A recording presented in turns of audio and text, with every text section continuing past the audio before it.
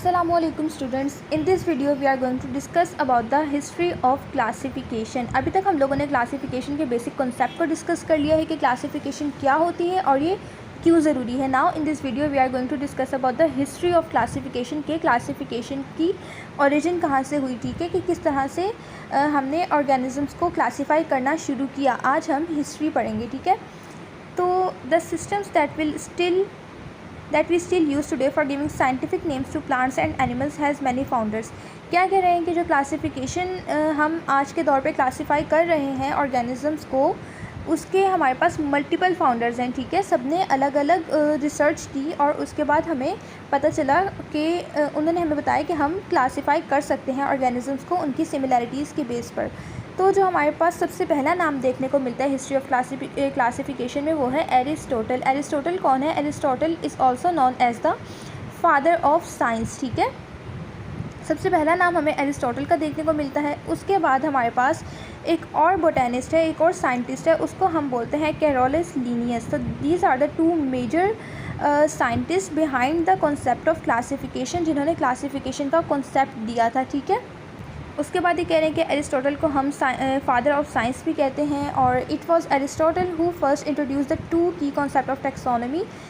Aristotle का जो है बेसिक रोल है क्लासिफिकेशन में, एरिस्टोटल को हम फादर ऑफ साइंस भी कहते हैं. उसके अलावा जो हमारे पास बेसिक क्लासिफिकेशन का कॉन्सेप्ट है ऑर्गेनिजम्स का, वो भी एरिस्टोटल ने दिया. उसके बाद हमारे पास एक और है बाइनोमियल डेफिनेशन. जब हमें फर्दर आगे चैप्टर पढ़ेंगे तो इसमें बताऊंगी मैं आप लोगों को कि बाइनोमियल क्लासिफिकेशन क्या होती है. तो ये जो बाइनोमियल क्लासिफिकेशन का कॉन्सेप्ट है वो भी एरिस्टोटल ने ही दिया था, ठीक है.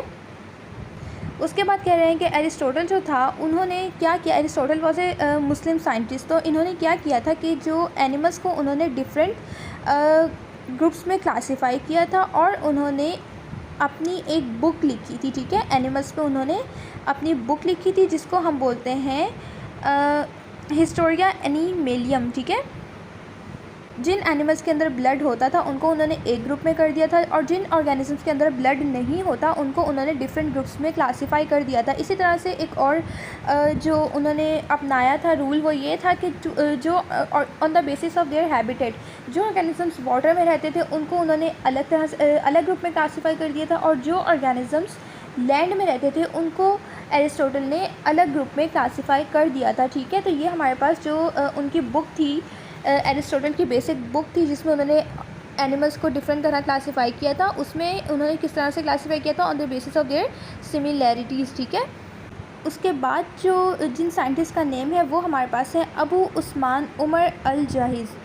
ये जो साइंटिस्ट थे ये फर्स्ट अरब जोलॉजिस्ट थे ऑफ मुस्लिम वर्ल्ड, ठीक है. अबू उस्मान उमर अल जाहिज़ ये जो थे, ये जो हमारे पास फर्स्ट मुस्लिम जोलॉजिस्ट थे और ये करते क्या थे, ये मुख्तलिफ़ एनिमल्स को ज़िबा करते थे for studying their internal organs, ठीक है. ये क्या करते थे, डिफरेंट ऑर्गेनिजम्स को ज़िबा करके उनके अंदर के स्ट्रक्चर्स देखते थे कि जो एनिमल्स के अंदर के स्ट्रक्चर्स किस तरह के होते हैं, ठीक है. और ये क्या करते थे कि जो प्रेग्नेंट एनिमल्स होते थे उनकी एब्डोमेन को ओपन करते थे और देखते थे कि जो हमारा बेबी है, जो उस ऑर्गेनिज्म का, उस एनिमल का बेबी है, वो कहाँ पे लोकेट कर रहा है और वो बॉडी के किस ऑर्गन के साथ अटैच है. इस तरह के ये क्या किया करते थे, ऑर्गेनिजम्स को एनिमल्स को ज़िबा करके उनके अंदर के स्ट्रक्चर्स के बारे में स्टडी किया करते थे. उसके बाद उन्होंने अपना इंसाइक्लोपीडिक वर्क जो था वो दिया था in the form of Kitabul Hayawan, यानी कि books of animals, book of animals, ठीक है. Kitabul Hayawan is the most famous work on zoology और which was written by the Muslim scientist Abu Usman Umar al Jahiz, ठीक है. in which he has described in detail the kinds of animals, their behavioral characters and the diseases and their treatments, ठीक है. तो ये हमारे पास हो गए दो major Muslim scientist in the history of classification. First is Aristotle and the second is Abu Usman Umar al Jahiz, ठीक है. उसके बाद एक इन्होंने एडिशनल पॉइंट दिया हुआ है कि जो कैरोलस लीनियस था ये क्या है, he is considered as the father of taxonomy. Classification का फादर किसको बोला जाता है? कैरोलस लीनियस को.